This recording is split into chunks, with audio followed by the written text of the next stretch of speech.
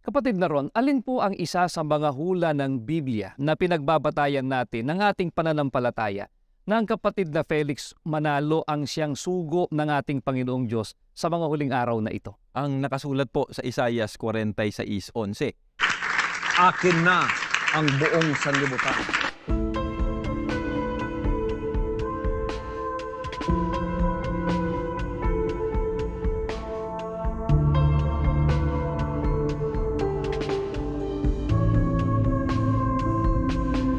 Inutil! Tarantado!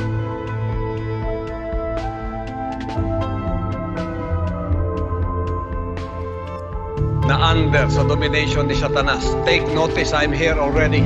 Ako po si Gabon. At ito ang Factbusters! Kaya bago muna natin simulan ang ating episode ngayon, iniimbitahan kita na isubscribe itong ating bagong YouTube channel, Factbusters PH, dahil yung lumang channel natin ay nahack po mga kapatid. Kawawa naman tayo, no? Pero pati rin sana ang isa pa nating YouTube channel, Takasuri PH. Paki-subscribe din yan mga kababayan. Ako naman, sige.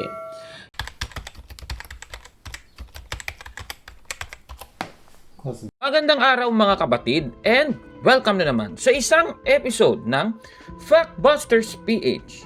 Babasahin muna natin ang isang talata sa Biblia sa Isaias 46:11. Ganito po ang ating mababasa. May tinawag na akong mandirigma sa silangan. Siya ay darating na parang ibong mandaragit at isasagawa ang lahat kong balak. Ako ang nagsasabi nito at tiyak na matutupad. Sa ating binasa mga kapatid, may binabanggit po na ibong mandaragit mga kababayan. Sino ba ang tinutukoy na ibong mandaragit dito po sa talatang Isaias 46:11?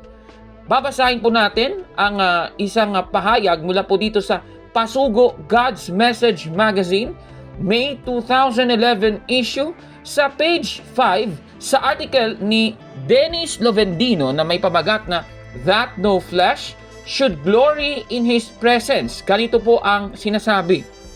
These prophetic pronouncements pertain to the man whom God has called and taken from the ends of the earth and was likened to a bird of prey, who would come from a far country in the east or far east and would execute God's counsel.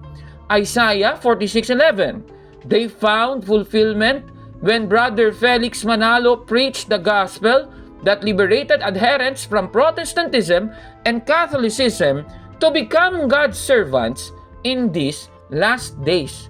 Yan po ang ating binasa dito po sa Pasugo Magazine at pinapalitaw na naniniwala yung Iglesia ni Cristo ni Manalo na si Felix Manalo ang katuparan ng ibong mandaragit sa Isaias 46:11 mga kababayan. At yan nga ang kanilang sinasabi.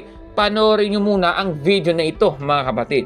Kapatid na ron, alin po ang isa sa mga hula ng Biblia na pinagbabatayan natin ng ating pananampalataya na ang kapatid na Felix Manalo ang siyang sugo ng ating Panginoong Diyos sa mga huling araw na ito? Ang nakasulat po sa Isaias 46:11. Ayan, so napakaliwanag. Yan talaga ang doktrina ng mga taga-diliman mga kababayan.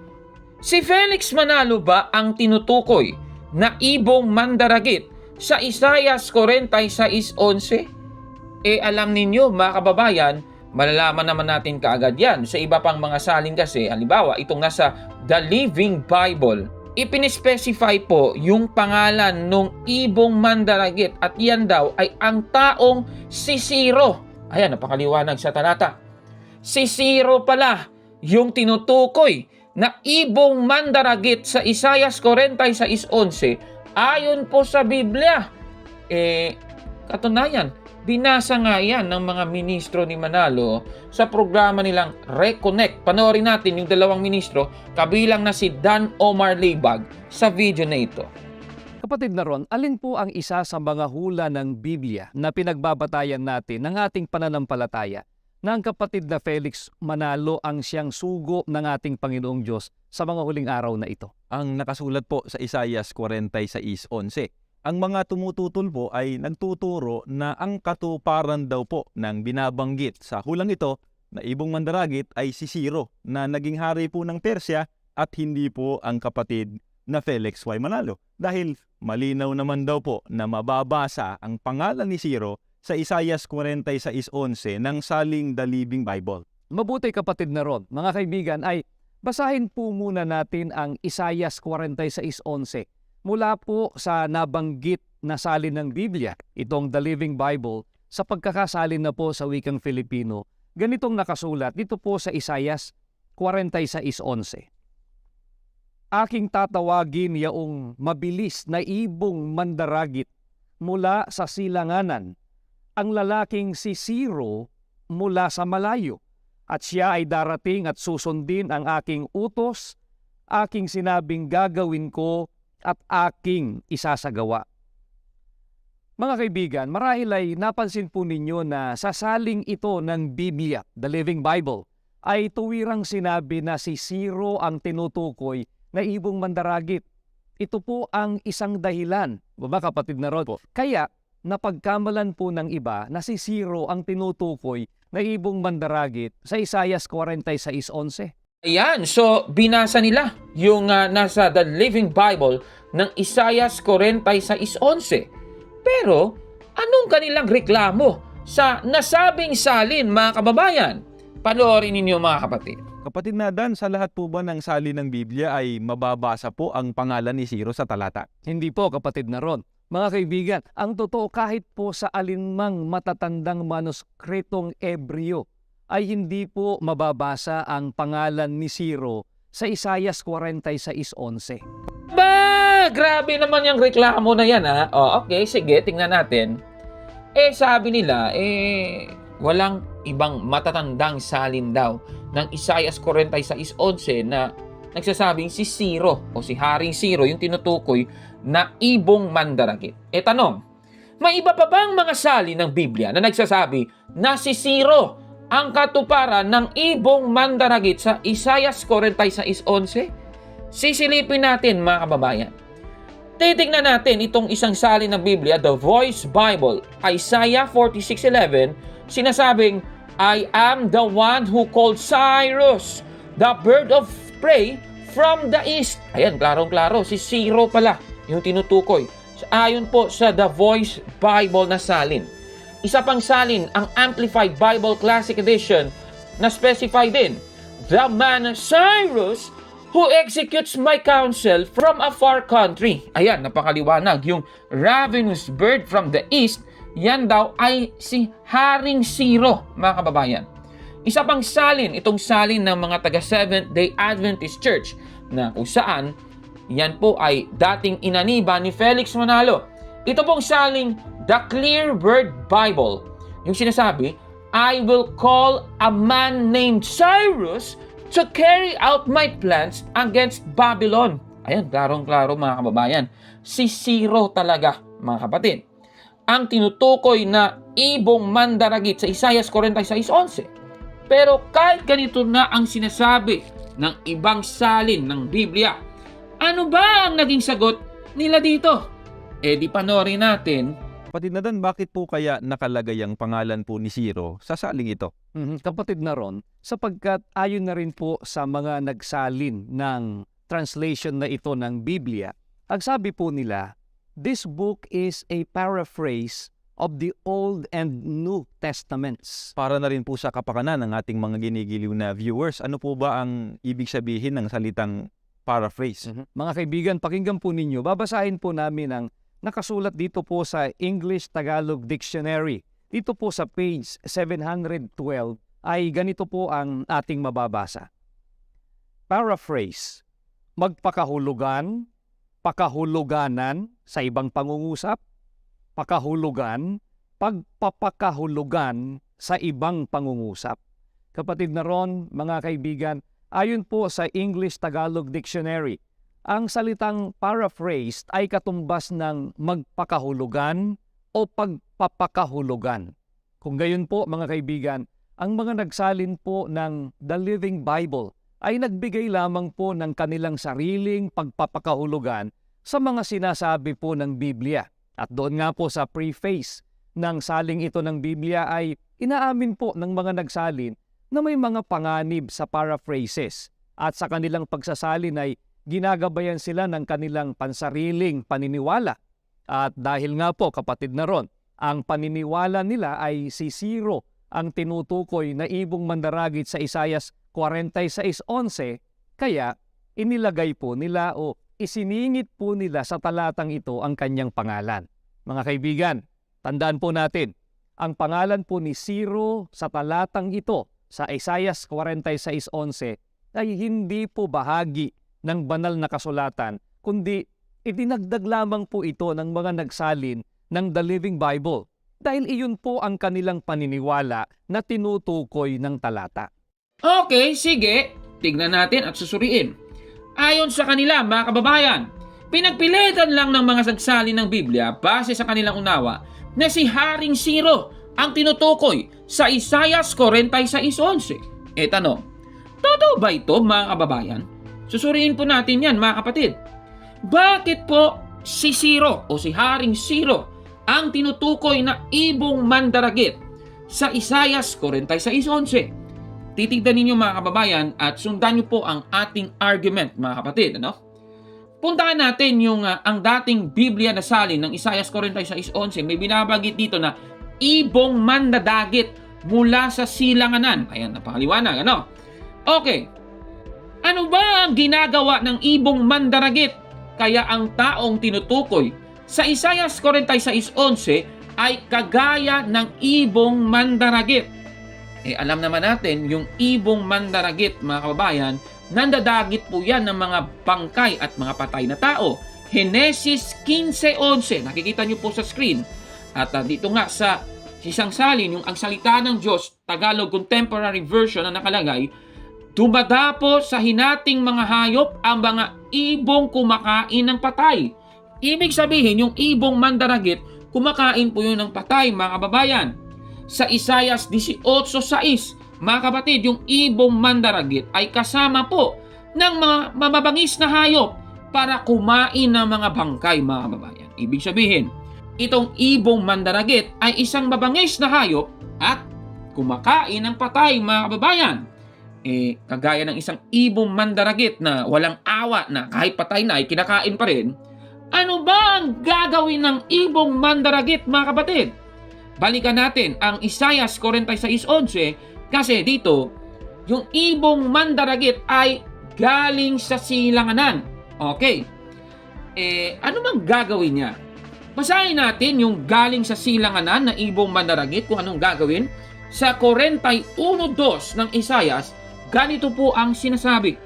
Sino ang nagpadala ng isang tao mula sa silangan at nagbigay sa kanya ng tagumpay sa pakikipaglaban saan man siya pumunta? Sino ang nagpasakop sa kanya ng mga hari at mga bansa? Winasak niya ang mga bansa at pinatay ang mga hari nito sa pamamagitan ng espada at pana. At ang mga ito'y naging parang mga alikabok na tinangay ng hangin. Klarong-klaro po, mga kababayan.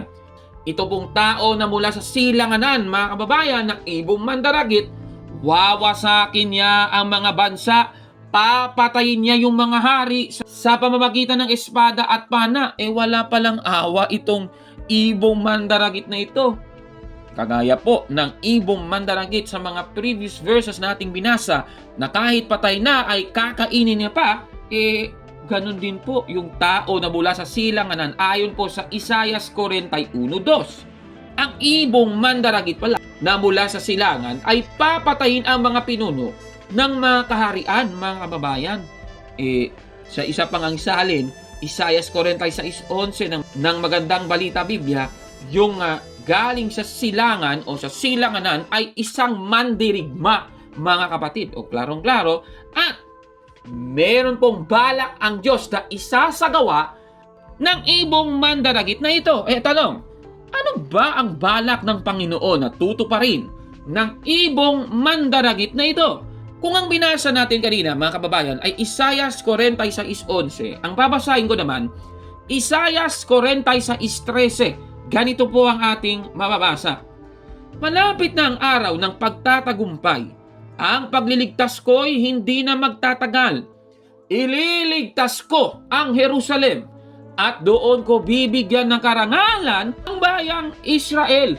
Klarong-klaro po mga kababayan, ililigtas po ng Diyos ang bayang Israel. Ayon po sa Biblia, plano po ng Panginoon na iligtas ang Jerusalem. E tanong, saan kaya niya iligtas ang Jerusalem, mga kababayan? Ibababa pa natin sa susunod na chapter, kasi yung last verse, so sa chapter 46 ay verse 13. Yung susunod na verse, 47 verse 1, ganito po ang sinasabi. Sinabi ni Yahweh sa Babylonia, bumaba ka sa iyong trono at maupo ka sa alabok ng lupa. Dati para kang birhen, isang lungsod na hindi malupig. Ngunit, hindi ka na ganoon ngayon. Isa ka ng alipin. Sa verse 5, ang Diyos ang siyang nagligtas sa amin. Siya ang banal na Diyos ng Israel. Ang pangalan niya ay Yahweh, ang makapangyarihan sa lahat. Klarong-klaro mga kababayan, ililigtas ng Diyos mga kababayan ang mga taga-Jerusalem mula sa pagkabihag nila sa Babylonia mga kababayan. Yan pala ang tinutukoy na gagawin ng ibong mandaragit sa Isaias 46:11. E tanong, natupad ba kay Haring Ciro ang propesiyang ito ni Isaias? Babasahin po natin ang mga tala ng kasaysayan sa article ng Britannica.com na Cyrus the Great, King of Persia. Ganito po ang sinasabi, ililiwat ko po sa Tagalog.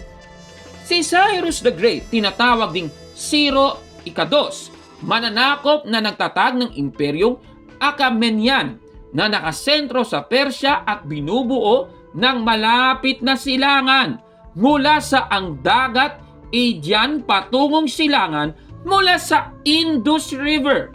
Sa Biblia, siya ang tagapagpalaya na mga Hudyo na nabihag sa Babylonia. Klarong-klaro mga kababayan, ito pong si Haring Ciro, isa pala siyang mananakop at siya po ang unang hari ng Achaemenid Empire.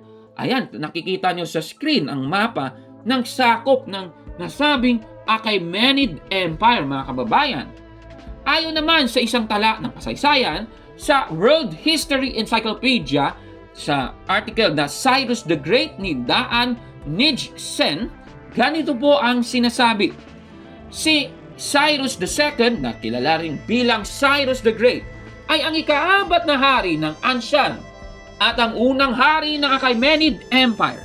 Pinamunuan ni Ciro o Cyrus ang ilang kampanyang militar laban sa pinakamakapangyarihang mga kaharian noong panahong iyon, kabilang ang Media, Lydia at Babylonia. Napakaklaro po mga kababayan, ibig sabihin, sinakop po ni Haring Ciro ang Babylonia. Dahil naging bihag ng Babylonia ang mga Hudyo sa Jerusalem, napalaya sila mula sa pananakop ni Haring Ciro, mga kapatid. At yan po ay nasa Biblia din. Isaias 45:13, muli niyang itatayo ang Jerusalem na aking lungsod. Si Ciro po yung gagawa niyan, mga kababayan. At sa isa pang isalin ang sinasabi, itatayo niyang muli ang aking lungsod at palalayain niya ang mga mamamayan kung binihag. Klarong-klaro talaga mga kapatid. Siya talaga, si Haring Ciro, na ayon sa Biblia at ayon po sa aklat kasaysayan, siya po ang tagapagpalaya ng mga Hudyo mula sa pagkabihag nila sa Babylonia mga kapatid. Susunod na tanong, paano naman ipinatayo ni Haring Ciro ang templo ng Jerusalem at ililigtas yung mga Hudyo mula sa pagkabihag nila sa Babylonia? Pabasahin natin ang tala ng Biblia sa Ezra, Kapitulo 1, versikulo 2 hanggang 3. Ganito po ang sinasabi. Ito ang mensahe ni Haring Ciro ng Persya.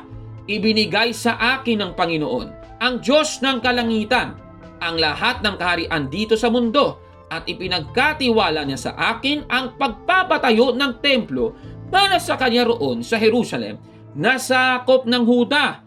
Kayong lahat na mamamayan ng Diyos, bumalik na kayo sa Jerusalem at muli ninyong ipatayo roon ang templo ng Panginoon, ang Diyos ng Israel, na nakatira sa lungsod na iyon, at samahan niya sana kayo. Klarong-klaro po, mga kababayan. Kaya tama naman pala mga nagsalin ng Biblia, kagaya nung binasa natin kanina sa The Living Bible na parang sinisiraan pa ng mga ministro ni Manalo yung salin na yun. Tama yun tama yung salin na yun. Nasisiro talaga ang ibong mandaragit sa Isayas 46:11. Kaya yung dalawang ito, Kapatid na Ron, alin po ang isa sa mga hula ng Biblia na pinagbabatayan natin ng ating pananampalataya na ang kapatid na Felix Manalo ang siyang sugo ng ating Panginoong Diyos sa mga huling araw na ito? Ang nakasulat po sa Isayas 46:11. naku, palpak. Naku, wala namang Felix Manalo, walang ganon. Si Haring Siro talaga, kaya busted! Yan, mali! Naku, palpak. Alam niyo mga kababayan, diba meron silang paboritong salin ng Biblia? Kasi nakasulat doon yung Church of Christ o Iglesia ni Cristo sa Gawa 20:28 daw. Yung salin ni Lamsa, yung George Lamsa translation. Ito tatanungin natin yung nagsalin ng nasabing salin na ito. Si George M. Lamsa. Sino ba, George M. Lamsa, ang tinutukoy mo na ibong mandaragit sa Isayas 46:11? Babasahin po natin ang kanyang aklat. Ito pong Old Testament Light ni George M. Lamsa. 1964 edition ng ating babasahin. Sa page 692 hanggang 693, ganito po ang sinasabi. Calling a bird. Calling a ravenous bird from the east, the man that executeth my counsel from a far country. Yea, I have spoken it. I will also bring it to pass. I have purposed it. I will also do it. The Aramaic term tera or bird is used metaphorically, meaning a mighty king, a ruler, as swift as a bird. In Aramaic, we often say he is as fast as a bird. The reference here is to Cyrus, the king of Persia, who was to overthrow the Babylonian Empire and free the Jews. Klarong-klaro talaga, crystal clear talaga ang sinasabi ni George M. Lamsa, mga kababayan. Kahit yung nagsali ng paboritong sali ng Iglesia ni Cristo yung Manalo na si George Lamsa, nagsasabing si Haring Siro talaga ang tinutukoy sa Isayas 46:11, mga kababayan. Nako, mula po sa ating episode ngayon, mga kababayan, hindi talaga napatunayan ng dalawang ministrong ito na si Felix Manalo ang katuparan ng ibong mandaragit sa Isayas 46:11, mga kababayan. Anong masasabi ninyo sa ating episode po ngayon? Comment down below, mga kababayan. At kung like mo ang video na ito, paki-smash ng like button at mag-subscribe na sa ating YouTube channel, Factbusters PH. Kaya, huwag maniwala sa sabi-sabi. I-check mo na kung fact nga talaga. Hanggang sa susunod na episode. Ako po si Gabor Nock at ito ang Factbusters!